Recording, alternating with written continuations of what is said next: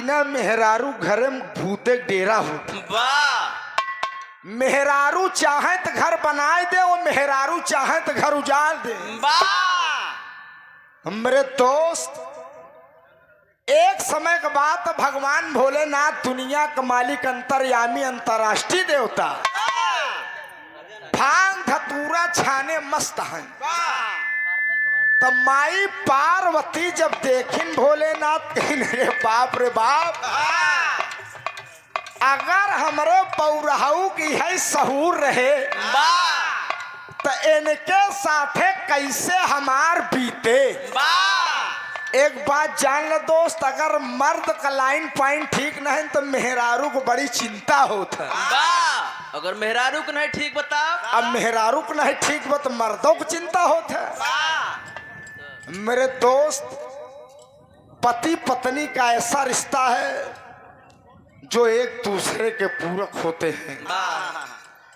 माई पार्वती कहे आज भोलेनाथ को बुलाए हम समझाऊ, कहने बौराऊ, अरे दीनानाथ तनी हियावन।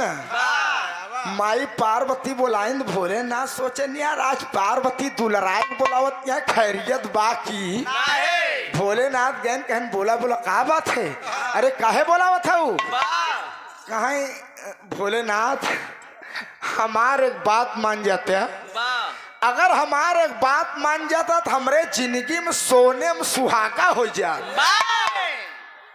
भोलेनाथ सोचे नहीं यार पार्वती कौन ऐसी बात है जो हम मान जाए सोने में सुहागा हो जाए। कहन देखा पार्वती तुहार बात हम मान जब तू हमार अर्धांगनी हो, हमारे आधे अंग का मालकिन हुआ। कहन देखा लेकिन मेहरारू को बात का हमका कौनो भरोसा नहीं बात माने लाए हो तब हम मानब। भोलेनाथ के बतिया सुन के पार्वती कहन बात माने लाए है। कहन बोल जा, कहन बौराऊ है भांग धतूरा तू छोड़ देते। भोलेनाथ कहन पगलऊ भांग धतूरा हम छोड़ दे तोरे जिंदगी में सोने में सुहागा हो जाए। कहन देखा पार्वती छोड़ दे बिना एकरे ससुर हमार मूड मिजाज बनत नहीं। तो वही गीतिया मास्टर साहब बजावत है, माई पार्वती नाराज हो गई। कहीं आज से तोहसे बात न करब हम तो का भांग घोट के न दे।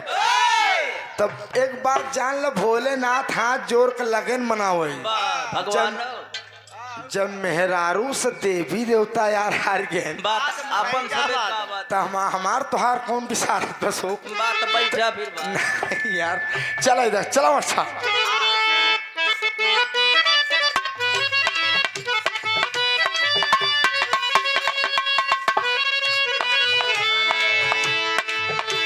भोलेनाथ माई पार्वती का मनावत है कैसे, आहे बारूर सिलाई आवतो मनाई।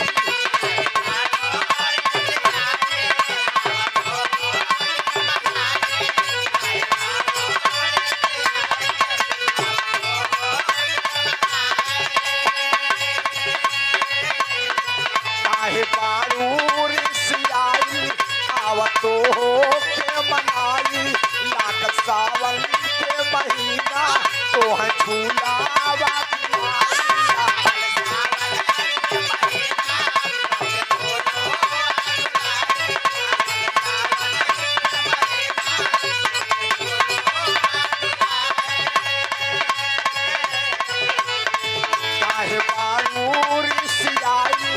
आवतो के मनाई।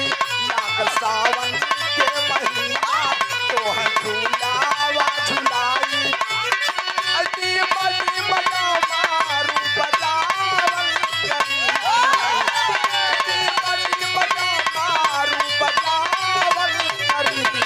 गौरू सलकारा हम मनावल करी।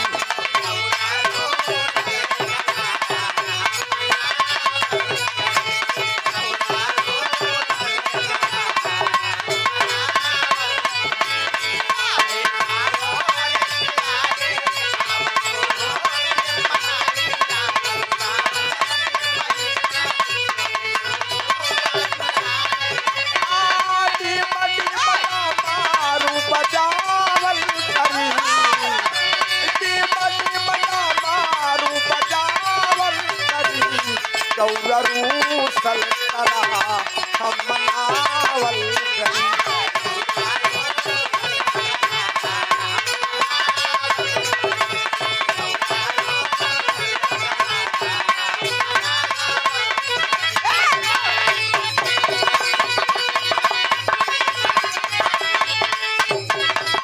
जाओ जाओ अरे क्या बात है।